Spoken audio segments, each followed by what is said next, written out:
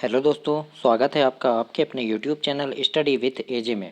इसमें आज की वीडियो में हम देखते हैं कि आज मैं आपके लिए ब्लॉक लेवल के कुछ प्रश्न लेकर के आया हूं कि आपकी आरबीआई के द्वारा आयोजित वित्तीय साक्षरता प्रश्नोत्तरी परीक्षा जो होने वाली है उसमें कैसे कैसे प्रश्न आपसे पूछे जाएंगे।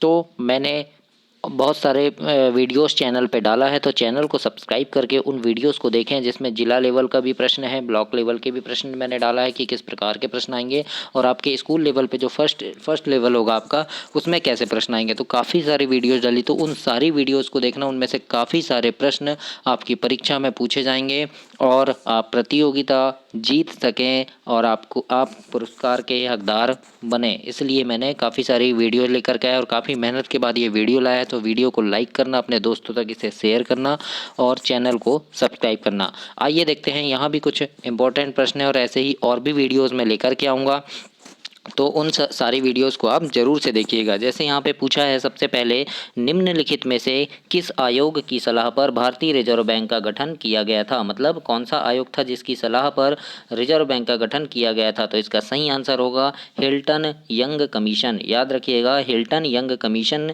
जो एक आयोग है वो गठित किया गया था और उस आयोग की अध्यक्षता उसकी सलाह पर ही हिल्टन यंग कमीशन की सलाह पर आरबीआई मतलब भारतीय रिजर्व बैंक का गठन किया गया था। और इसकी स्थापना देखो यहाँ लिखा है कि हिल्टन यंग आयोग की सिफारिश पे हुई थी और 1 अप्रैल 1935 को इसकी स्थापना हुई थी। ये भी आप याद रखिएगा।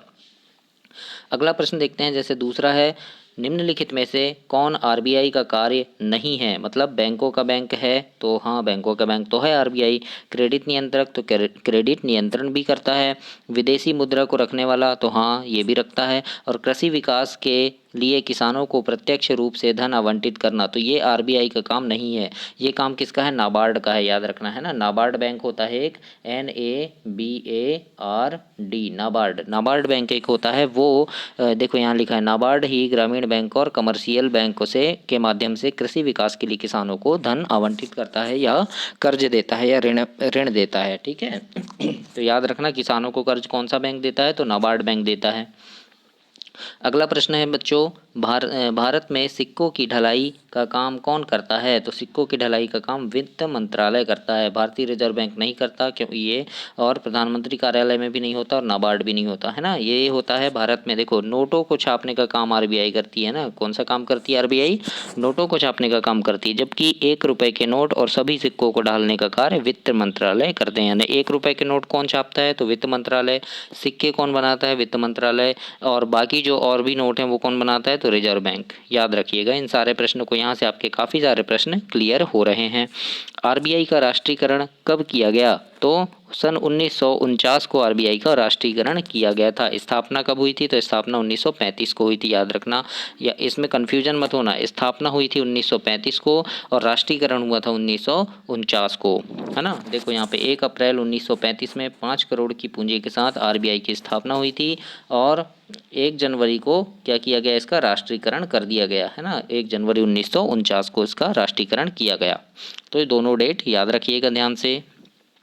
अगला प्रश्न है दोस्तों, भारतीय रिजर्व बैंक के पहले भारतीय मूल के गवर्नर कौन थे। तो भारतीय मूल के गवर्नर थे आपके सीडी देशमुख। कौन थे, सीडी देशमुख। और ऑसबर्न स्मिथ जो थे ये पहले गवर्नर थे। अगर पूछे कि आरबीआई के सबसे पहले गवर्नर कौन थे, तो ऑसबर्न स्मिथ थे।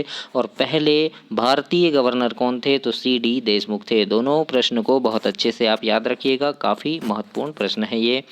इसके बाद देखते हैं, देखिए अगला प्रश्न है आपका कि भारतीय रिजर्व बैंक का लेखा वर्ष, है ना, मतलब अकाउंटिंग ईयर कब से कब तक होता है। ये मैंने पिछली वीडियो में भी आपको बताया था। तो ये होता है आपका 1 जुलाई से 30 जून तक। सी नंबर इसका सही आंसर होगा। देखिए भारतीय रिजर्व बैंक का लेखा वर्ष 1 जुलाई से 30 जून के बीच का होता है, जबकि देश का वित्त वर्ष जो होता है वो 1 अप्रैल से 30 मार्च तक होता है। लेकिन आरबीआई का कब से होता है, 1 जुलाई से 30 जून, याद रखिएगा, है ना। और बाकी जितने भी बैंक हैं सबका कब होता है, तो 1 अप्रैल से 30 मार्च तक का होता है।